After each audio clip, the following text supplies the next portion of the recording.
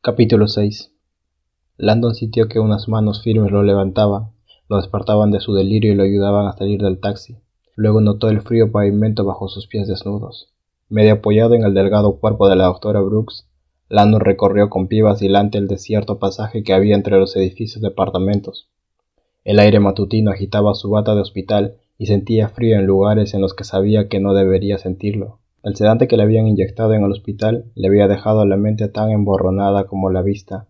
Se sentía como si estuviera debajo del agua e intentara abrirse paso a través de un mundo viscoso y poco iluminado. Sienna Brooks tiraba de él y lo sostenía con sorprendente fuerza. «Escalera», dijo ella, y Landon se dio cuenta de que habían llegado a la entrada lateral del edificio. Se agarró de la baranda y con la ayuda de la doctora Brooks comenzó a subir penosamente los escalones, uno detrás de otro. Cuando al fin llegaron al descanso, la doctora marcó unos números en un viejo y herrumbroso teclado numérico y se abrió la puerta. El aire del interior del edificio no era mucho más cálido, pero las baldosas le parecieron una suave alfombra en comparación al rugoso pavimento de la calle. La doctora Brooks condujo a Landon hasta un pequeño ascensor y tras abrir una puerta corrediza, lo introdujo en un cubículo del tamaño de una cabina telefónica. El interior olía a cigarrillos MS, una fragancia agridulce tan ubicua en Italia como el aroma de café expreso recién hecho. Aunque no del todo, ese olor le despejó un poco la cabeza. La doctora presionó un botón y sobre sus cabezas se oyó el ruido metálico de una serie de engranajes poniéndose en marcha. Hacia arriba. Mientras ascendía, el compartimento comenzó a oscilar y a vibrar. Como las paredes no eran placas lisas de metal, Landon se quedó mirando por la ventana del elevador. Incluso en su estado medio inconsciente, el pánico a los espacios cerrados que siempre había sentido seguía vivo. «No mires». Se apoyó en la pared e intentó recobrar el aliento. Le dolía el antebrazo y cuando bajó la mirada, vio que la manga de la chaqueta de Tweed Harris estaba incongruentemente atada alrededor de su brazo, a modo de vendaje. El resto del saco, deshilachado y sucio, colgaba hasta el suelo. El martillante dolor de cabeza le obligó a cerrar los ojos y la oscuridad volvió a engullirle. Una visión ya familiar acudió de nuevo a su mente. La escultural mujer cubierta por un velo y con el amuleto y el cabello en rizos. Estaba en la orilla de un río teñido de sangre como antes, rodeada de cuerpos retorciéndose de dolor. Se dirigió a Landon en un tono de voz suplicante. «Busca y hallarás». Landon tenía la sensación de que debía salvarla, de que debía salvarlos a todos. Las piernas de los cuerpos medio enterrados boca abajo fueron quedándose inertes, una a una. «¿Quién eres?», exclamó él en silencio. «¿Qué es lo que quieres?». Una ráfaga de aire caliente comenzó a agitar el exuberante cabello plateado de la mujer. «El tiempo se está agotando», susurró y se tocó el amuleto que colgaba de su cuello. Entonces, sin previo aviso, brotó de su cuerpo una cegadora columna de fuego que se extendió a través del río y los engulló a ambos. Landon gritó y abrió los ojos. La doctora Brooks se lo quedó mirando con preocupación. «¿Qué sucede?» «Sigo teniendo alucinaciones», exclamó él. «La misma escena. ¿La mujer del cabello plateado y los cadáveres?» Landon asintió. En su frente comenzaron a formarse gotas de sudor. «Te pondrás bien», le susurró a ella, pero su voz temblaba. Las visiones recurrentes son habituales en los casos de amnesia. La función cerebral que clasifica y cataloga tus recuerdos ha sufrido una conmoción temporal, de modo que lo reconstruye todo a una sola imagen. «Una imagen muy poco agradable», añadió él. «Lo sé, pero hasta que te cures, esos recuerdos seguirán desordenados y sin catalogar, de modo que mezclarás pasado, presente y fantasía, como en los sueños». El elevador se detuvo y abrió la puerta corrediza. Volvió a ponerse en marcha y recorrieron un estrecho y oscuro pasadizo. Al pasar por delante de una ventana, Landon advirtió que la luz del amanecer comenzaba a iluminar la silueta de los tejados de Florencia. Cuando llegaron al final del pasillo, la doctora se agachó, tomó una llave que había bajo una planta de aspecto sediento y abrió la puerta. El apartamento era pequeño y en su interior olía a una mezcla imposible de velas con aromas a vainilla y tapicería vieja. Los muebles y los cuadros eran, por decirlo menos, sencillos, como si hubieran sido adquiridos en un mercado.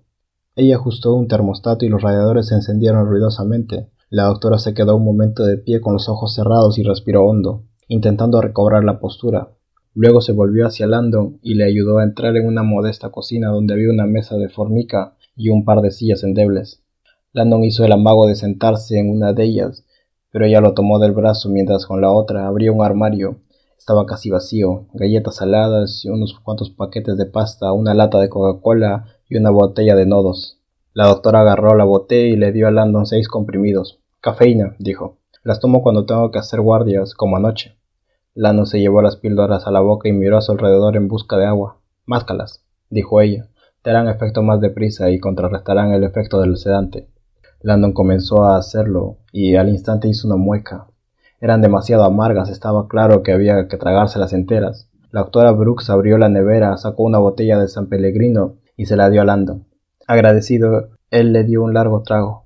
Sienna Brooks le tomó entonces el brazo derecho, retiró el improvisado vendaje que había hecho con el saco y lo dejó sobre la mesa de la cocina. Luego examinó cuidadosamente la herida. Él pudo sentir el temblor de sus delgadas manos. «Vivirás», le anunció ella. Landon esperaba que ella también se recompusiera. Apenas podía concebir lo que ambos acababan de vivir. «Doctora Brooks», dijo él, «tenemos que llamar a alguien, al consulado, a la policía, a alguien». Ella asintió. «También podrías dejar de llamarme doctora Brooks. Me llamo Sienna». Landon asintió. «Gracias. Yo, Robert». Sin duda, el vínculo que se había formado entre ambos al huir para salvar sus vidas justificaba el tuteo. «¿Dijiste que eras inglesa?» «De nacimiento, sí». «No noto ningún acento». «Me alegro», contestó ella. «Me costó mucho perderlo».